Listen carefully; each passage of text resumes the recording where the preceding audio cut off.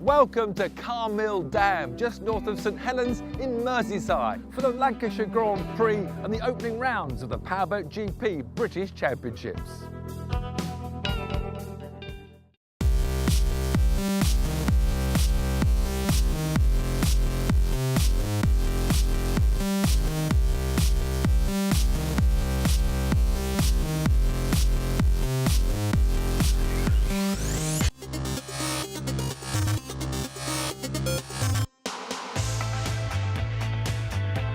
The 2014 battle for the headlining Formula 2 catamaran class was one of the closest fought in years.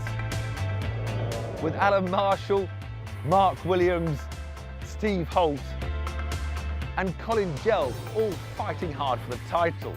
But it was Paul Balfour, 4 times a champion back in the noughties, who came out on top in his sinister matte black boat. By contrast, the Formula 4 Catamaran title never seemed in doubt, with Ben Morse dominating the class, winning every round. While Natalie Craddock just pipped Mick Pillow for the runners-up spot. There will be more girl power on show in the GT30 monohull class, with teenagers Jess Stoneman and Charlotte Newton literally falling over each other as they tried to prevent Ben Jelf from winning the title. But it would be the 14-year-old boy who came out on top in the end. However, having won in his first year of GT30 racing, Jelf couldn't make it 5 junior GT15 titles in a row, as Thomas Mantrip finally tracked him down in his 3rd year of trying, pressurising Jelf into a couple of uncharacteristic errors. The junior GT15 category is powered by, surprise, surprise, a 15 horsepower engine that's capable of pushing these little boats up to 44 miles an hour. You can have any hull you want, and the Mantrip team have chosen this Povat hull from Estonia, which, Thomas, seems to work rather well. Happy with this boat? Yeah, it's different to a lot of the other boats. A lot of the other boats, they're very big and they're like a wing boat, but this is more like the old style and a smaller. It handles well in rough weather, and in the UK it often gets quite rough. Now a new season, Jelf's gone. Who do you see as your main opposition? Well, Jelf has handed his boat over to Jonathan, and he's quick, but I think I've got a lot more experience than him. But Mantrip didn't get the coveted extra point for pole position, pipped by just 0.1 of a second by Jonathan Brewer, with Elliot Fleet and Harvey Smith close behind. As usual, each class will have 3 heats, points awarded for each heat, with the totals to decide the final results. Time for us to join our race commentator, Richard Nichols, to see how the first 2 heats went. Tiff, there are 2 different courses in use on this lake at Carr Mill, the largest body of inland water on Merseyside, so there's plenty of room. But the juniors run on this pretty straightforward 4-buoy course you see now. Off the start they go, straight over the lake and into a left turn. No changing from this grid order till they round the first pin, so it takes a bad start for the poleman to lose a race. Elliot Fleet was the man on the left there, Jonathan Brewer nearest us, but Harvey Smith alongside, Elliot Fleet out wide. We'll have to give that up as they go round in front of the hotel. Mantrip leads it now, Brewer taking second, and a brave line across the wake to make up ground. Harvey Smith keeping it tight, the water much smoother here. It's Brewer, it's Fleet, it's Smith, 2nd, 3rd and 4th. We're on board with Jonathan Brewer, and of course the man in front is the poleman. That is Thomas Mantrip leading. Brewer is 2nd. And he's making the clean break of it, isn't he? Thomas Mantrip already pulling away. Both of them skipping a bit on the surface now. And Harvey Smith's got a problem. That boat is slowing, he's pulling off at the jetty. There may be a yellow flag, but it shouldn't slow us down. There he is, stopped in the water, and there is a yellow flag. But out in front, it is. That was Thomas Mantrip. This is Tegan Goodfellow. and George Elmore, and she made a good left there. The youngster from Litchfield, boating family, long record of racing already on her CV. That was a good pass. This is second place. Those two still at it behind, but out in front, Thomas Mantrip wins the first heat in fairly straightforward fashion from Brewer, and then Elliot Fleet in third. Second heat, reigning champion Thomas Mantrip now on pole, because they start in the finishing order of that first race, and it's a lovely smooth start. That's the crucial part of his race done, really. Brewer's gaining on him, but he can't change out of his lane until they round the first buoy. Now they can move, and you can see the difference between that slimmer pivot hull and the wider wing boats. On board in second place with Jonathan Brewer, looking for a clear line. Everybody behind looking for a clear line as well, and it's Elliot Fleet who finds it close to the pin, the rest of them following through. Back on board up front. It is somewhat choppy now, isn't it? Even though the water looks flat, you can see that it's anything but that. First and second. Elliot Fleet in third, challenged by number 9 Harvey Smith. A great move on the inside. He pulled out of heat 1 with a kinked fuel pipe, and that's all it takes, trying to make up for it now. And this is a challenge for the lead. Jonathan Brewer trying to make up for being second in the opening race. He's closing on Mantrip. We're looking back now as he dodges across the wake, trying to find a line and a bit of clear water. Takes it close to the pin. That was good. Closer still as Thomas Mantrip goes right out wide. That was a strange one. Thomas Mantrip bashing his head against the steering wheel, almost trying to urge that boat on, but he can't do it, and Brewer's gained more ground in the turn. He's running to the flag now, pulling even further ahead. This is going to make it one apiece for these two. One win and one second place each, so the point for pole is all that separates them now. And the results at the end of that race are based on accumulated points, remember, setting up a serious battle going into the third and final race of the day, with Elliot Fleet looking good for third. Jonathan, a tremendous pole position for Heat 1, but then you got beaten in Heat 1, beaten off the line and beaten in the race. Heat 2, though, what an amazing comeback. How did you manage that? Well, I knew that I was close to him, and I saw the opportunity, went a bit wide, took it on his inside, managed to get past him down the straight, and kind of the race was just won from there. At the age of 15, powerboat racers can move up to their first catamaran with this Formula 4 boat that's capable of 76 miles an hour. And now they have to learn the art of almost flying the boat on air, something which Ben Moore seemed to have moved over to quite well. You came straight to Formula 4, Ben, and won. Were you surprised how easy it was? Well, obviously the class was just starting up, which made it a bit easier. You had a lot of the old people from the old F4 class moving up to Formula 2. But yeah, seems to have I've had a good couple of years so far. So, Ben, what are the main differences then from driving a catamaran to a little monohull? Obviously the main things are you've got trim buttons inside which allow you to alter the angle of the boat. Moves the engine. Yeah, which you haven't got in the smaller classes. And obviously being strapped in, when you're in a monohull you shift your weight around a lot to help with the corners, whereas in this you can't. Obviously you're fixed, so that's quite strange to get used to at the beginning. And for the second time today, the reigning champion missed out on pole position. In this class, it was Mick Pillow who took the honours, leaving Ben Morse second and Sam Whittle in third spot.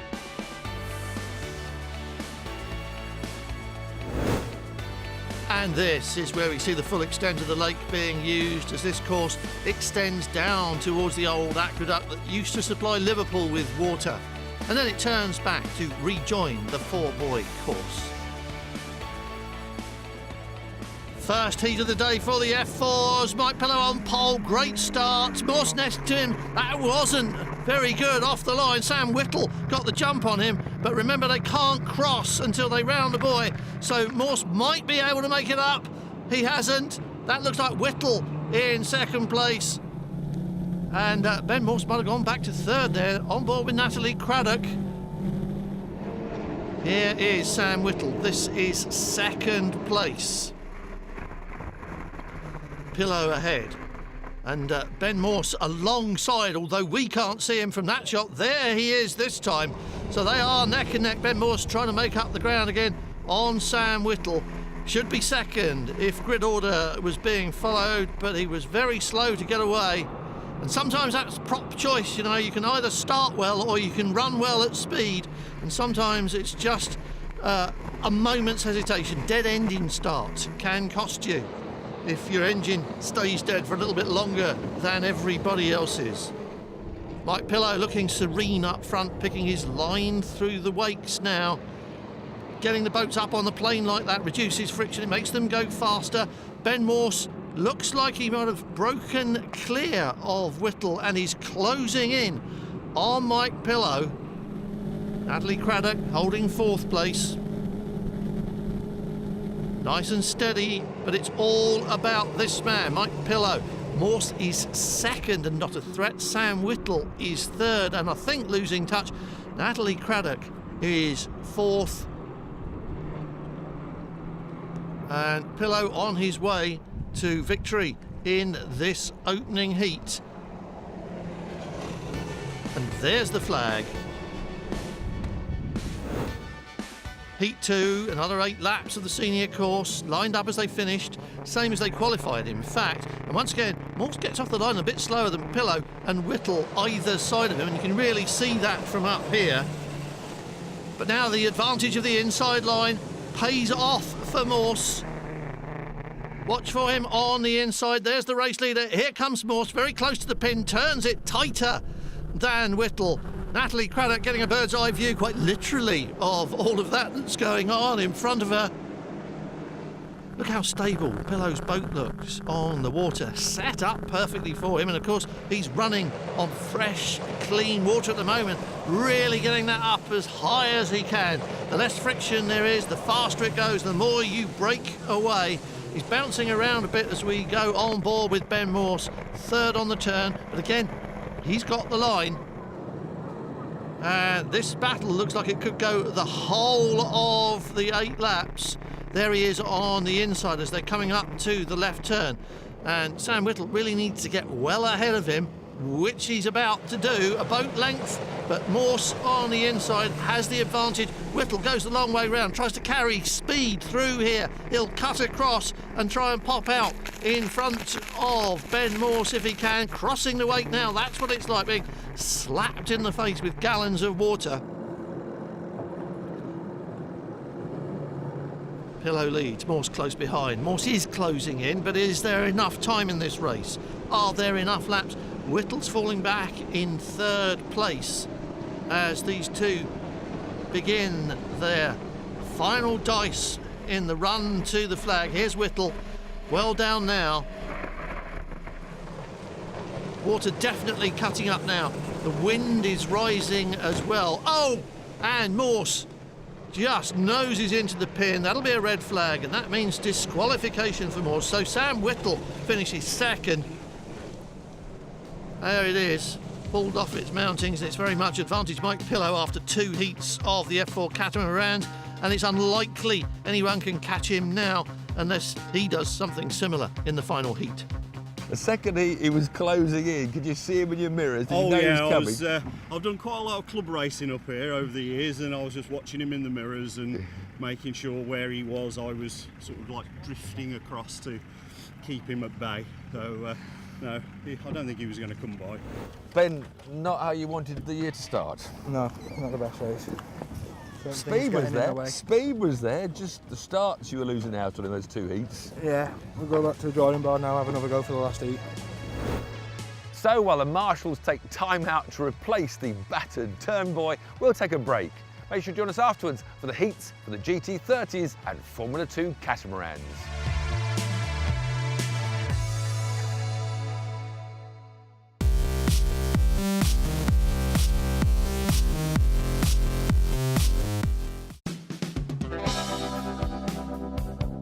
Welcome back to Powerboat GP, where it's time for the GT30 monohulls. The same boats as the GT15s, but with twice the horsepower.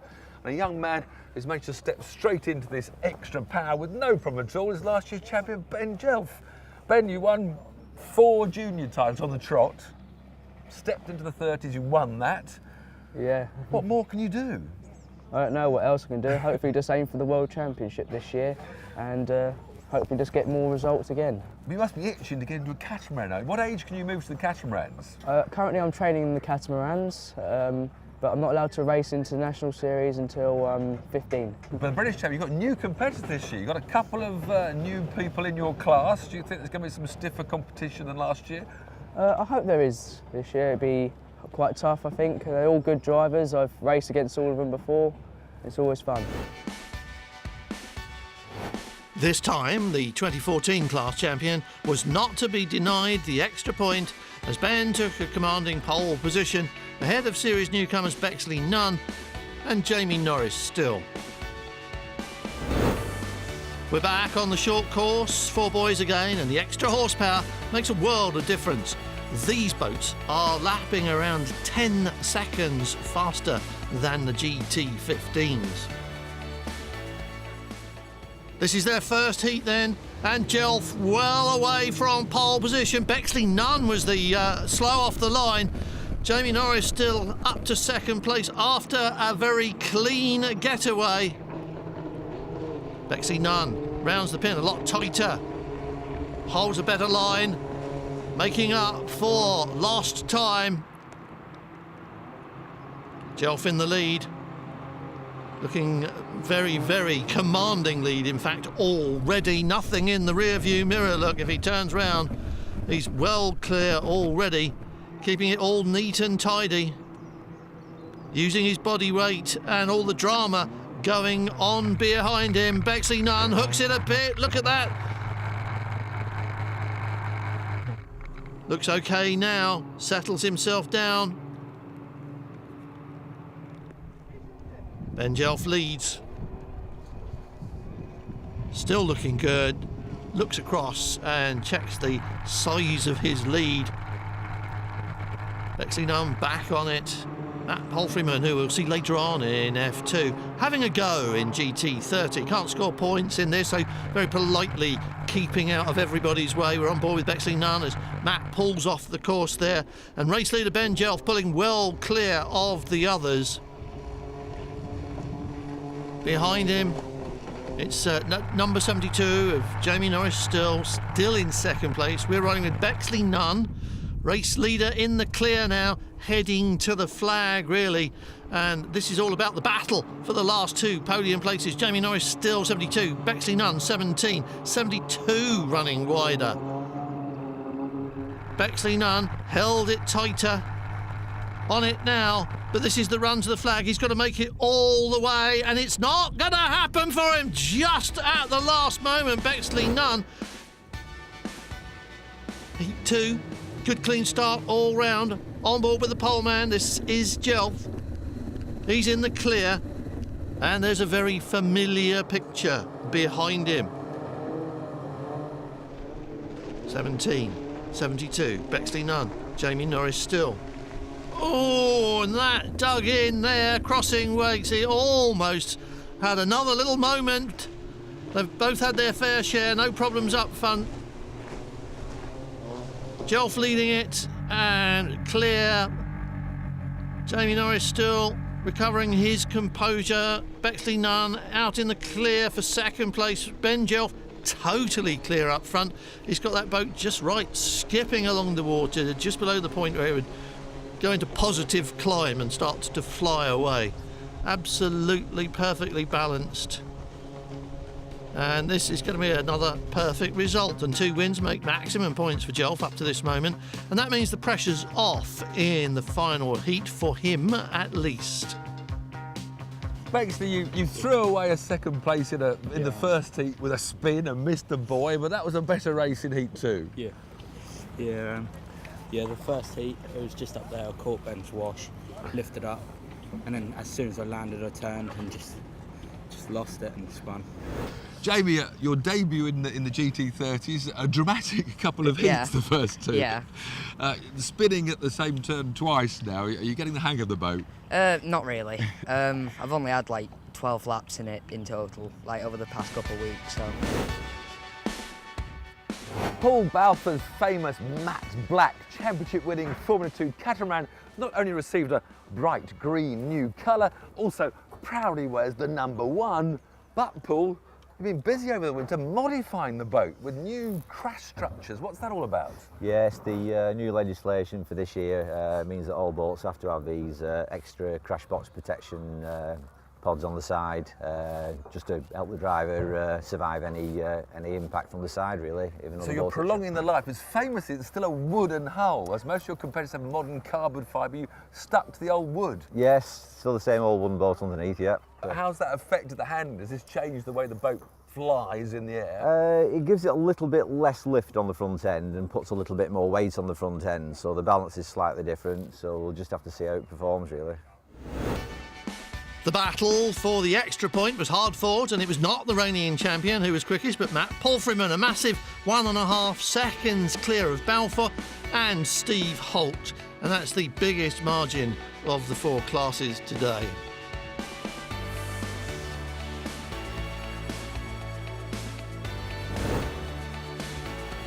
The F2s make short work of the long course, faster around here than the juniors are on the short course, and that gives you some idea of what 200 horsepower can do for you.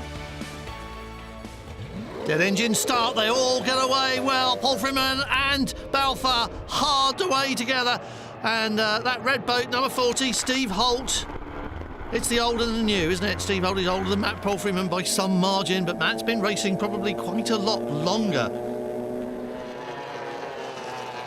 Balfour's wooden boat and the crash structure added about 20 kilos up front, as you heard, but everyone's got it. And Steve Holt cutting in for the inside line. He'll go wide on the way out, probably cross wake as well, and he does. Palfreyman getting away, turns in its own length, that boat, doesn't it? And then he picks it up on the plane, look, and now the run down the straight. Balfour unmissable in lime green this year is in 3rd place. Alan Marshall behind, really ducked through that turn to gain a bit of ground on Balfour. Not coming clear of the water, is it? Palfreyman standing this bow as high as he dare, and that's brave. It's only a couple of weeks since he did a double flip in this boat and landed back the right way up. Paul Balfour's wake is what we're looking at now. This is Owen Jelf, very experienced, that's an understatement, and successful over a long period of time, especially in F4 nationally and internationally. He's a former world champion, and the race leader now closing with number 10, Chris Loney. This is 2nd place, this is Steve Holt. A long way back now, maybe 10 seconds, which is about the advantage that Palfreyman had in qualifying, just over a second a lap. And he looks faster, doesn't he? That thing looks so well balanced. Paul Balfour, I wonder if he's feeling that extra weight on the nose. The boat doesn't seem to be coming up out of the water as quickly and easily.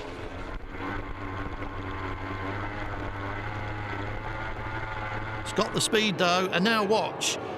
He comes round, watch Alan Marshall in 34, picks up its bow as soon as he's on the throttle. They're all looking for this very fine line between trimming it perfectly for minimum drag and getting it too high so you lose control and maybe even blow over. But no such problems for Palfreyman, and he takes a debut win in Formula 2. Matt, that was a pretty emotional moment. Your first Formula 2 win. How does it feel? Oh, it just feels so good, to be fair. It just feels so good, the amount of work and effort we've put in over the winter, for it to come now. I've still got 2 more to do though, so I can't get too excited yet, but it's just amazing. The boat just feels amazing. And here's the first of those 2 lined up in finishing order. Great start for Balfour, leaving Colin Jelf behind. That's Owen Jelf still at the jetty. Gets away to a very unsteady start there. Palfreyman ahead of Holt, Balfour in 3rd. Watch them, looking for clear water, looking for a line, looking for a way through. We're on board with the race leader. 200 horsepower from 2,000 cc's. Alpha there as we go back on board with Steve Holt. Look at that, just dig its nose in as he goes round the pin, then comes straight up on the plane. So more hull built in France, world-renowned builders, and Palfreyman using that trim button just to get the nose to lift up out of the water. Holt in 2nd, definitely challenging Owen Jelf up to speed. The race leader now edging ahead of 2nd place. Edging ahead, he's pulling away now, isn't he? He's got clear water He's picking his line. Steve Holt taking it tight past the pin, trying to make up ground. On board with Matt Palfreyman, the water's not so smooth anymore. Nicky Lauda once said that this felt like driving a Formula One car over a ploughed field. Doesn't look it so much perhaps from here, but it did there, didn't it? Just crossing wake. And he's catching Owen Jelf is what's happening. Jelf's in 5th place, so you can see how fast this boat is. And you can see too, he can put it anywhere he likes, just straight lines across the wake of the boat ahead. This is very confident driving from Matt Palfreyman. He said the boat felt great, and it seems to be absolutely that. Doing what he wants with it. The excitement of that first win hasn't had time to sink in yet, never mind wear off. But he is quite clearly on his way to win number 2. Just a couple of turns to make to do the double, and if he can spare a finger to cross them, then he'll be doing that now. But the checkered flag is waiting for him. So what a start to the 2015 season for him. Not such a big margin over Steve Holt this time, but convincing all the same. Very convincing, in fact. And Steve Holt behind him will be pleased with his second place of the weekend. Steve, after a bit of a disappointing season last year, you seem to be right back on the pace again. Yeah, it was. Last year, like you said, at the beginning of the year, we played catch up. We finished the end of the season quite good. So I thought this year's going to be a bit more confident, more work over the winter, and here we are. So whilst Matt Palfreyman dreams of his first ever British Championship win in Formula 2, we'll take a break. Make sure you join us afterwards when the final heats begin.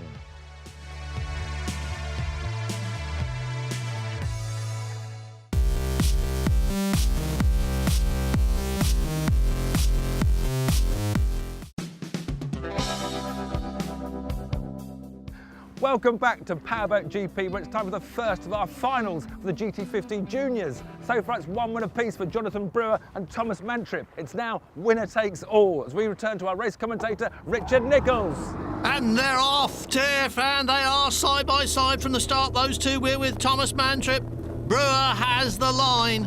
Mantrip may have the edge on speed through the turns. And looking across at each other, we're on board with Jonathan Brewer. Round the buoy, and another good opportunity to see the profile of that pivot hull compared to the wing boats all around it. They're designed to collect air and lift themselves out of the water. They're best on a smoother surface. And as we say that, Mantrick runs out really wide. 2 or 3 boats got past him. This is Elliot Fleet and Tegan Goodfellow, and it's Jonathan Brewer from Mantrip. And behind that, it looks very much like Elliot Fleet. We're on board with Mantrip. 15 horsepower engines, no modifications, not a lot of difference in power, so you really have to work to pass anybody else. Mantrip chasing after Jonathan Brewer and closing in. This is all about skill and a bit of experience as well. Mantrip not at all bothered crossing the wake, looking for his opportunity.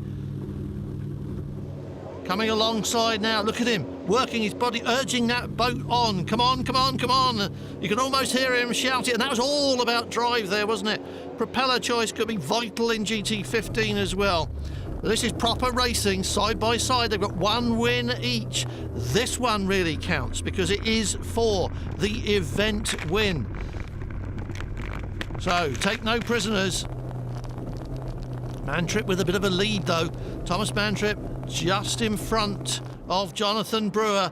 The camera makes them look further apart. Look how close they are going round the buoy. And look behind, is that Harvey Smith in 3rd place? Just a glimpse of that white boat in the spray. Looking down on them from above. It's Elliot Fleet in 3rd place, isn't it? His 3rd year in powerboats. Year 1 was a bit of a surprise birthday present, so he's getting to grips with the junior class. And powerboating has a genuine ladder of progression from here up to Formula 2, and maybe that's why it's such a family affair, because everyone can race. They all come here and race instead of just watching Dad having fun. Thomas Mantrip part of a racing family. Tegan Goodfellow holding off Harvey Smith now. And on board Smith, and you can see the battering you get at 40 miles an hour. Looks a lot smoother from the outside, but it's still taking a hammering look.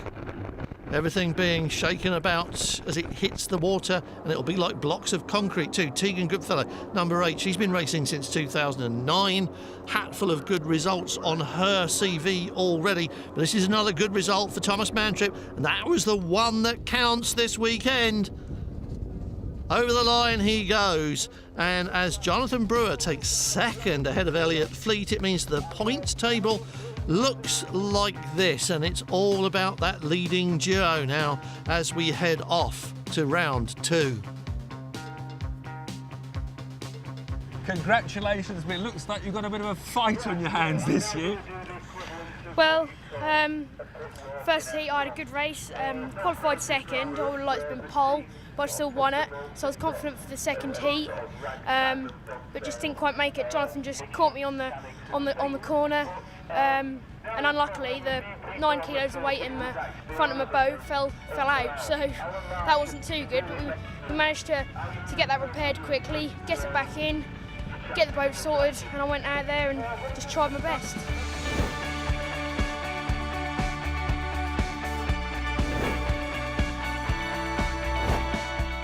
Time then for the Formula 4 final, where Ben Morse, none too happy having clobbered a Turnboy at the end of his second heat, is determined to go from the back to the front. And as we've seen, that's a lot harder than you might think. Third and then second, that was Sam Whittle in the first 2 heats. Now, can he go one better? Starting from second on the grid, gets a good start. Powering alongside Mike Pillow on the run out, but he's not allowed to turn across him until after the first buoy. That gives Pillow this big pole advantage. Look what happens now. Pillow tighter round the pin, comes out in front just like that. Now Whittle can cross over, but it may already be too late. 60 horsepower, 70 plus miles an hour on flat water. It's pretty flat at the moment. It's another class with modifications forbidden. Whittle looking for a way past Pillow. He's not finding it here though. And Ben Morse from dead last is getting past Natalie Craddock though. He's set himself a very tall order to come forward from the back end of the grid. Whittle losing touch with Mike Pillow. Close in by the pin though. Turns to try again. You get the tighter line at the expense of less throttle, so you pay your money and you take your choice really. But Morse is up into third place. Now he's catching Whittle. Definitely closing in on him. Riding on the clean water, closest to the jetty. We're on board with Natalie Craddock. Fourth place. And if she looks in that mirror, she'll see that she needs to defend it any time soon. Here comes trouble.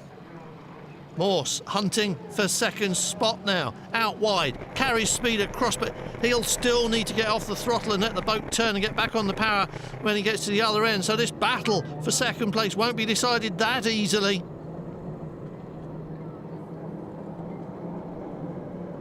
Looking better now though. Watch this. Cuts across. Stays outside the wake. It's a bit smoother here. He's carrying speed. He's keeping his distance equal with Whittle. And these two are going to go at it until the checkered flag, aren't they? It's Whittle and Morse, or Morse and Whittle, depending on where you stand on the lake. And now it's Morse and Whittle, definitely. That is definite. Has he got enough laps left in this race to do anything about Mike Pillow up front on his way to a clean sweep? Even with unlimited laps, could he catch Pillow? It's really difficult to regain lost ground on the water, or lost time on the water, as we've just seen. Pillow's been doing long enough to know all the ways there are of keeping Morse behind him. Whittle in third place, holding Natalie Craddock at bay for fourth. That's the way it's going to stay, because it's nearly checkered flag time now. So it's going to be Mike Pillow in the lead, Ben Morse in second place, Sam Whittle here will be third, Natalie Craddock behind is going to be fourth. Here is the checkered flag now for Mike Pillow. 3 out of 3 plus pole position, of course, and that gives Mike Pillow a clean sweep and top step of the podium this weekend ahead of Sam Whittle and then Natalie Craddock in third place. Started 2015 off in dominant style. You must be very happy. Very happy. Long time coming. Last win was over 2 years ago, so it's a long time coming. A lot of hard work and frustration at times. So no, very pleased. Very pleased.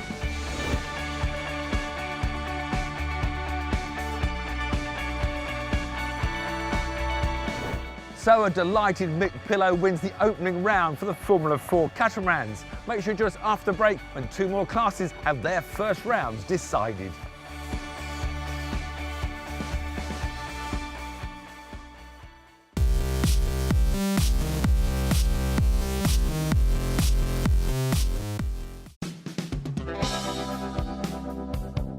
Welcome back to Powerboat GP, where the GT30 boats are lined up for their final heat and Ben Jelf looks like starting off the defence of his title in dominant fashion. Time for us to hand over to our race commentator, Richard Nichols. 2 wins and pole position for Ben Jelf is a dominant start to the year, no doubt about it, and that was a great start to the race as well. Good getaway on board with Bexley Nunn. He and Jamie Norris still had quite a rivalry in the first 2 heats, putting it politely, and each of them now has a second and third place. So this is a tiebreaker for them. That was a little bit odd, wasn't it? Off the power and back on it. Drops him back to third place. Ben Jelf, no problems, race leader. Here we go again though. Bexley Nunn and Jamie Norris still side by side. Bexley Nunn looks across and Ben Jelf, watch him, looks across the inside of this turn, see what his lead looks like, make sure it's another good one. He won the first heat by just over 20 seconds and the second one by just over 10, so maybe he's thinking that this one will be a lot closer, and these guys behind him certainly look a lot closer. They've got each other to think about though, haven't they? That'll keep them busy. Meanwhile, race leader can make a getaway. This is Bexley Nunn now in second place. This is where he finished last time out, but then both of these guys had their moments, hooking round the turns here and there. Consistency is a big part of this, and you need experience to be consistent because the water's different every time you reach a turn or open the throttle on a straight. Ben Jelf sitting well forward, weight and body movement are important. As the wind gets under the wing boats, a lot more air gets under them and they start to be a lot more unpredictable too. This water looks smooth, but really there's no such thing as smooth water when you're this close to it going this fast. 40 miles an hour is fast on water. Not even the fastest inshore lifeboat could outrun these race boats, and you can get into one at the age of 14. Bexley Nunn is getting the better of Jamie Norris still so far. 17 out in front of 72, but the man out in front of all of them is Ben Jelf, having it all his own way. Off the throttle, turn it in, on the throttle, and you have to feel the water as you go around and decide how much throttle is safe.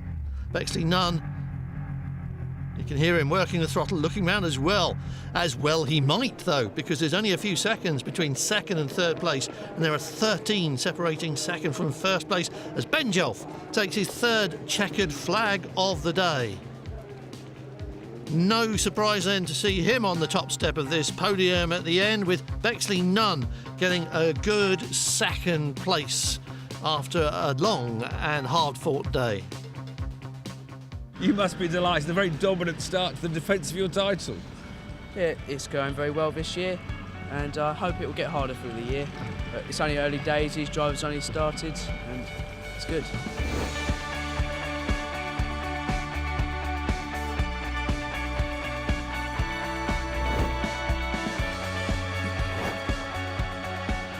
Time then for our final for the 130 mile an hour headlining Formula 2 catamarans. We all wait to see whether Matt Pulfman's dream start to the season can last for just one more race. Well, we've seen a clean sweep in 2 classes. Will be this 3 out of 3 to make 3 out of 3. It's a dead engine start, as in all classes and all races. On board with Matt Palfreyman, a bit less than 2,000 horsepower in among all this white water. 200 horsepower each, but they only weigh about 500 kilos with a driver on board. And look at the way that Moore's hull turned in from Matt Palfreyman. Flat and sharp, like he's got a 6-foot keel under each hull. Steve Holt in second for the 3rd time. Can he go up 1 step on the podium this time out? There's the gap. What's he going to do? Wake, and he goes round the long way. All clear ahead for Matt Palfreyman as Steve Holt tries to get that right up on the plane, get the maximum speed out of that boat, chase after the leader. Balfour's behind him. That little Alan Marshall in 34 behind that. So it's the usual suspects at the moment. Palfreyman absolutely flying, absolutely flying. And that's Colin Jelf in the Peters and May boat. And Owen Jelf spearing across to the buoy, turning in is going to be his problem at the end of that one. And that's Alan Marshall. It is in 4th place, one of these posh new KRB boats from New Zealand. Balfour staying clear at the moment in 3rd place. It's Marshall in 4th place. There's no danger of Balfour catching Steve Holt. I don't think so. He looks well set for a 2nd place overall this weekend, and after last year that is definitely going to be a result to cheer him up. There is Marshall, and there's Balfour.